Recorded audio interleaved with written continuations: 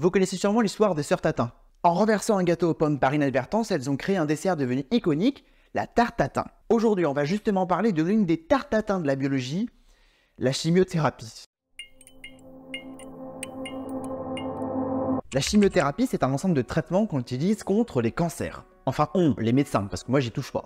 Les médecins utilisent aussi la chirurgie ou la radiothérapie, qui sont par définition localisées. Alors que pour la chimio, le médicament passe généralement dans le sang et donc accède à quasi l'ensemble de l'organisme. Le gros avantage, la chimio attaque les cellules cancéreuses à peu près n'importe où elles pourraient se cacher. Une cellule cancéreuse dans le foie, c'est éliminé. Une autre dans un poumon, ça dégage.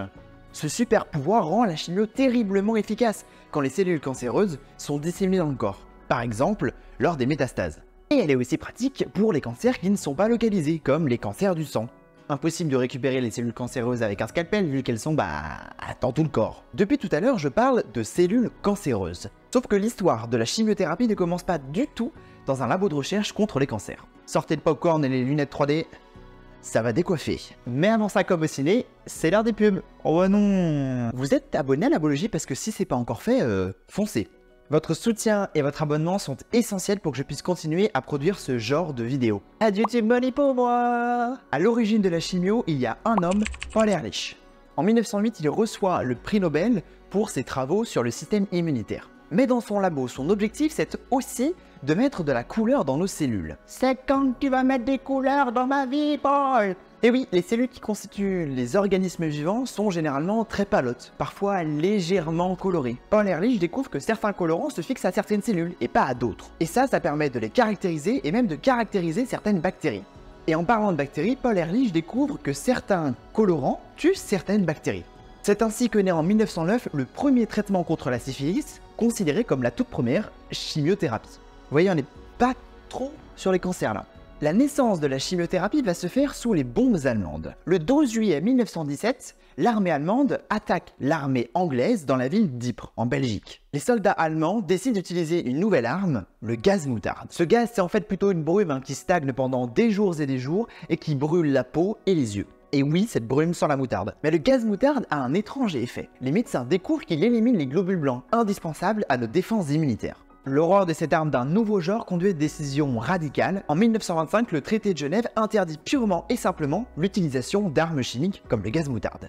Cette étrange observation médicale et l'utilisation militaire du gaz moutarde auraient pu s'arrêter là. Sauf que je ne vous apprends rien, après la Première Guerre mondiale, il y a eu la Seconde.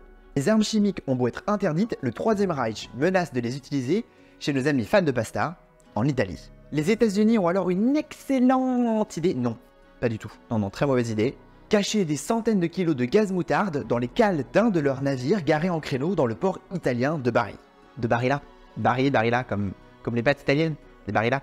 Sauf que ce qui devait arriver arriva.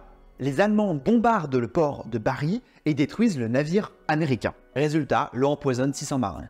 Les médecins confirment alors l'étrange observation faite en 1917. Le gaz moutarde élimine bien les globules blancs.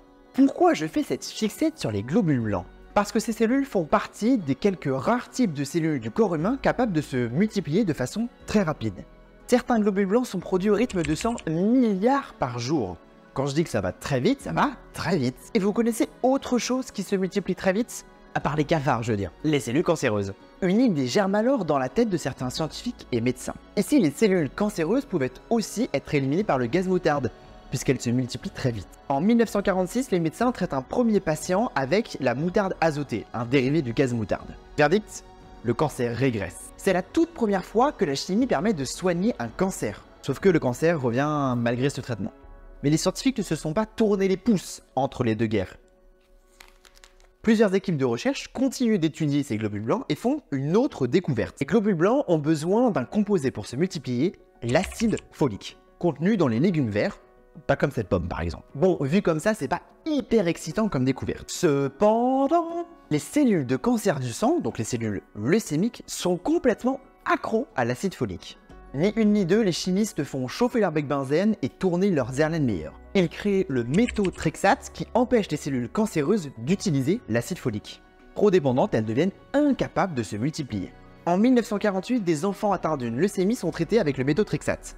La maladie disparaît, mais malheureusement revient quelques mois plus tard. D'autres médicaments vont ensuite être développés dans les années suivantes.